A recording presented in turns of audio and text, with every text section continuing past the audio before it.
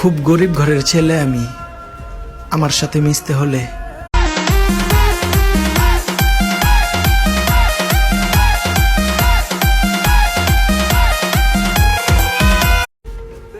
খুব গরিব ঘরের ছেলে আমি, আমার সাথে মিশতে হলে স্বার্থ ছাড়া আসতে হবে।